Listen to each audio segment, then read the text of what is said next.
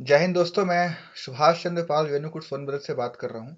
मैं ये video as a suggestion video बना रहा हूँ ताकि ये गवर्नमेंट ऑफ इंडिया तक पहुँचे।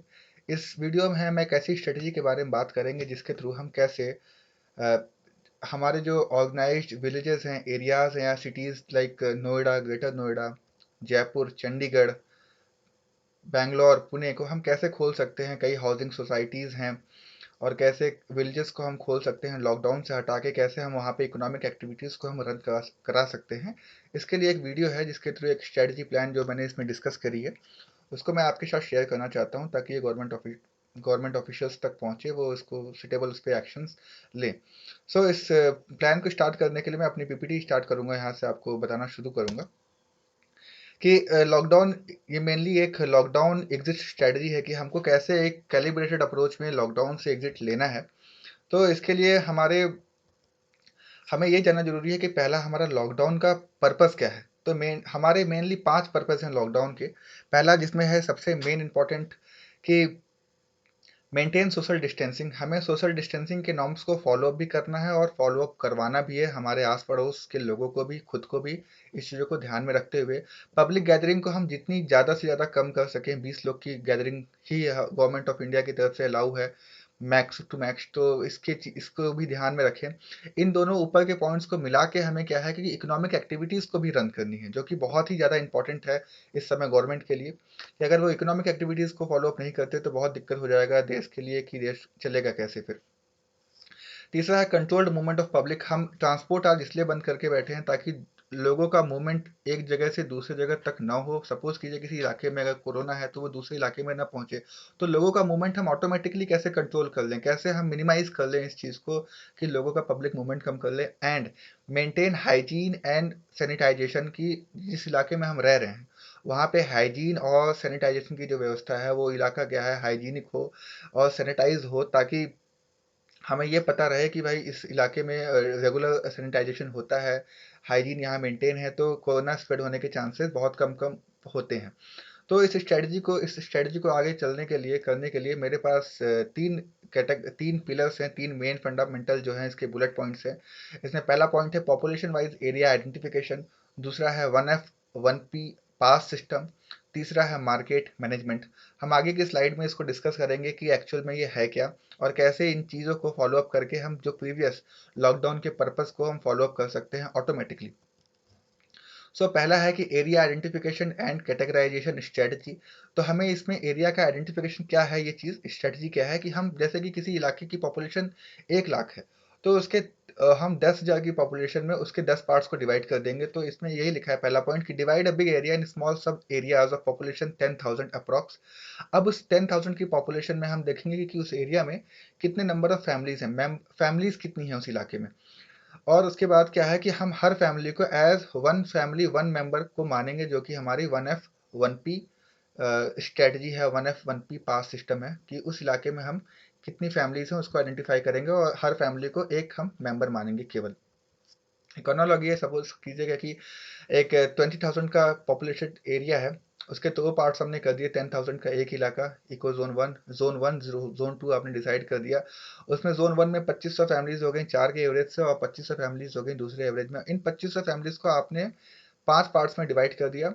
उनको हर 500 फैमिलीज का एक आपके ग्रुप को अपने अपने group A, group C, group B, group D एक तरीके से नाम दे दिया। इसी तरीके से इन फैमिलीज का एक नाम दे दिया ताकि एक आइडेंटिफिकेशन रहे कि इन 2500 फैमिलीज की एक ग्रुप ए में आते हैं, ग्रुप बी में आते हैं। यहाँ तक हो गया आइडेंटिफिकेशन। नाउ हम मूव करते हैं कि 1F 1P पास सिस्टम है क्या एक्चुअली।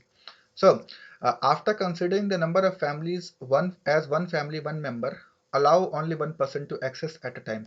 जब हमने लोगों को ये डिसाइड कर दिया कि वन फैमिली वन मेंबर होगा, तो उस घर का, उस फैमिली का केवल एक इंसान ही उस पास को एक्सेस करने के लिए हकदार होगा, उसको वो एक्सेस कर सकता है। Only one person can have pass in one family. One person will allow to go out in a slotted time. ऐसा नहीं है कि वो दिन भर बाहर जाएगा, कभी भी बाहर जाएगा, नहीं, उसके लिए एक स्लॉटेड टाइम होगा, जिसके उस ग्रुप का एक स्लॉटेड टाइम होगा, उस जो ग्रुप फैमिली जिस ग्रुप में आती है उसका एक स्लॉटेड टाइम होगा, उसी में वो फैमिली का मेंबर उस पास को लेके बाहर जा पाएगा। ऐसा जरूरी नहीं कि किसी का घर में 5 मेंबर हैं तो केवल एक ही को परमिशन रहेगी, जैसे कि आज कोई मेल चला गया तो कल को फीमेल जा सकती है, कोई इशू नहीं है, लेकिन पास एक ही होगा आपके पास। सपोज कीजिए कि डे 1 है, ग्रुप ए है, कोई ग्रुप ए में 500 फैमिलीज हैं, उनके जाने का टाइम 6 से 9 है, ग्रुप बी का 9 से 12, ग्रुप सी का 12 से 3, ग्रुप डी का 3 से 6 एंड ग्रुप का 6 से 9।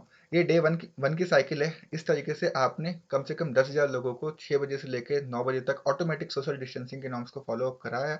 इस तरीके से 1F1P पास सिस्टम के थ्रू वो इस तरीके से ग्रुप वाइज अगर मूवमेंट करते हैं। और डे 2 में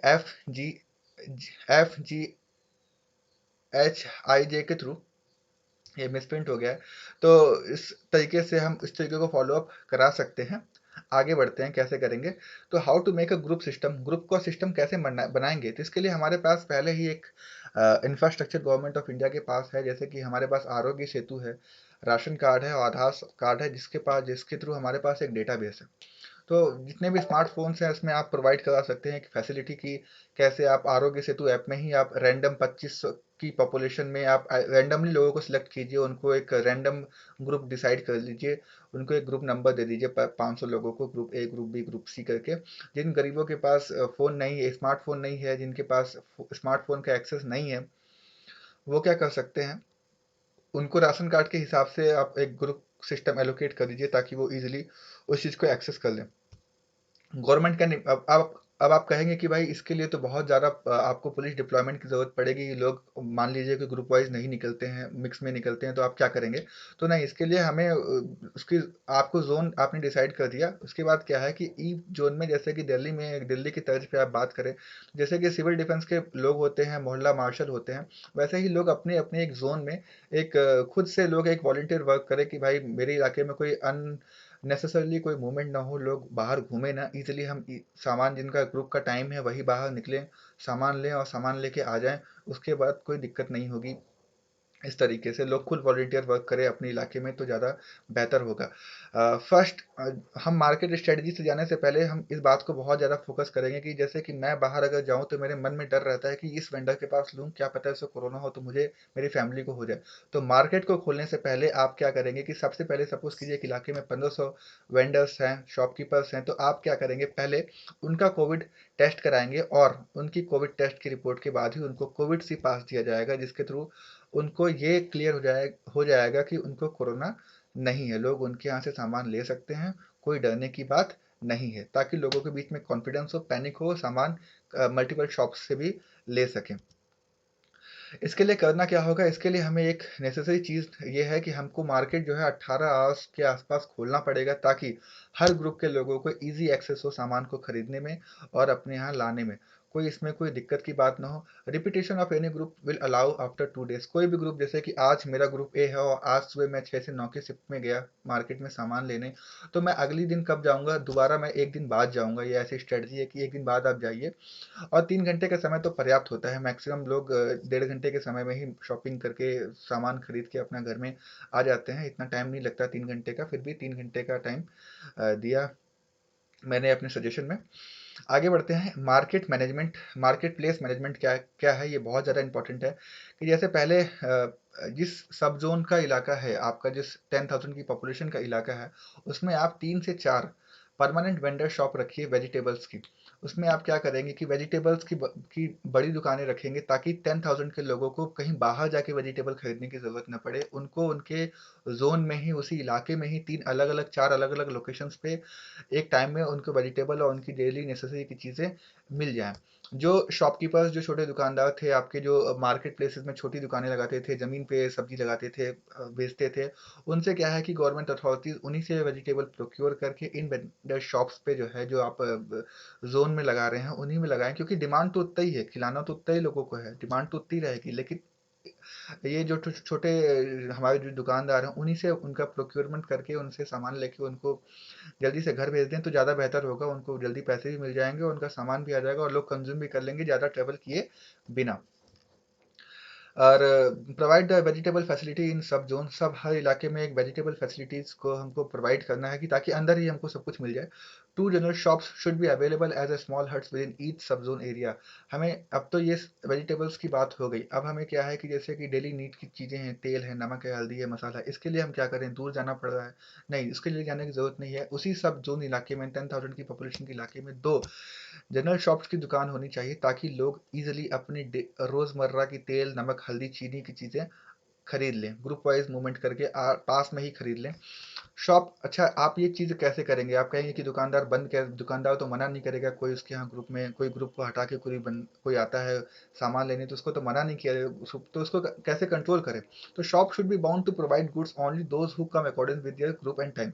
अगर शॉप्स 18 घंटे खोलने की परमिशन है तो शॉपकीपर की रिस्पॉन्सिबिलिटी ये रखी जाए, और मोहल्ला जो आपके मार्शल्स हैं, आपके जो वॉलंटियर पीपल है, उनकी रिस्पॉन्सिबिलिटी रखी जाए कि सामान उन्हीं को दिया जाए, उन शॉप्स पे, पूरे मार्केट में उन्हीं को शॉप्स दिया जाए जो पर्टिकुलर अपने ग्रुप के टाइम के हिसाब से आएंगे, ग्रुप का टाइम दिखाएंगे और सामान लेके जाएंगे, उन्हीं को अलाउ किया जाए।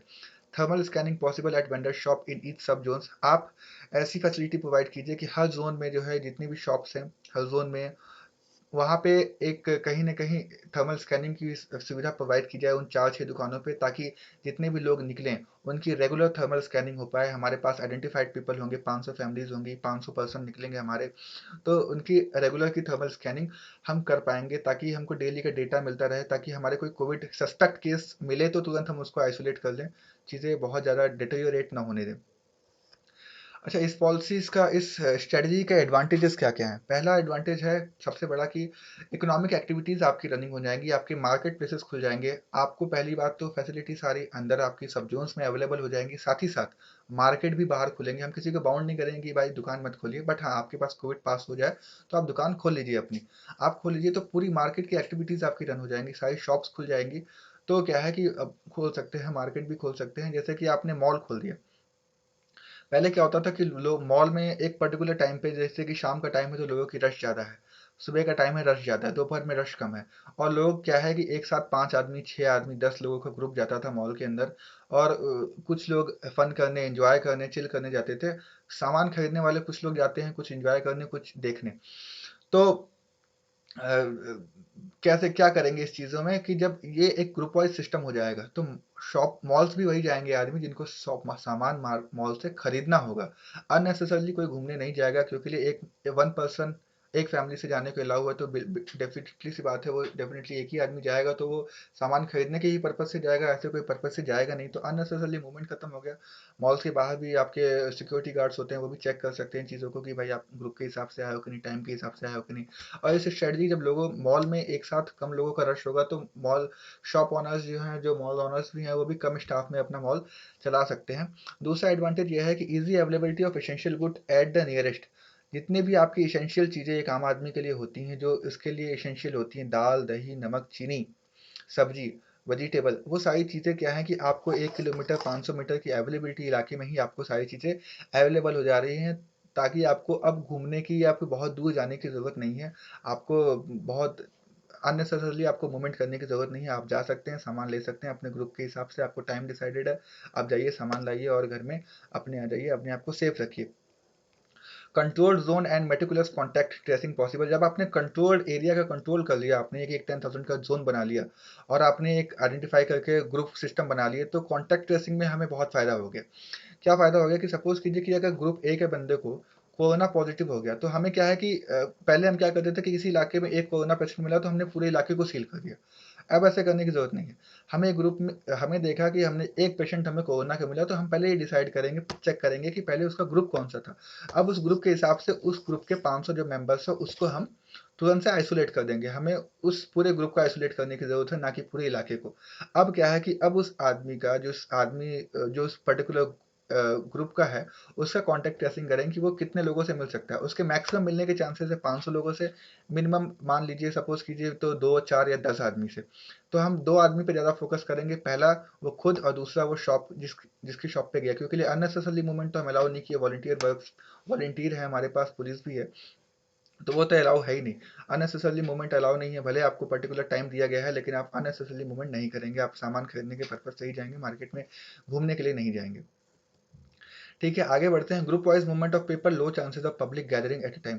जब लोगों का ग्रुप वाइज मूवमेंट होगा, एक पर्टिकुलर ग्रुप में होंगे, तो लोगों का क्या है कि पब्लिक गैदरिंग का चांसेस कम होंगे। 300 लोग एक साथ निकल रहे हैं अलग अलग परिवारों के, तो बेवजह वो किसी चीज़ के लिए गैदर नहीं होंगे, एक जगह पे इकट्ठे नहीं होंगे, क्योंकि उनका अलग अलग पर्पज होंगे। हर फैमिली की अलग अलग नीड्स होती है एक साथ।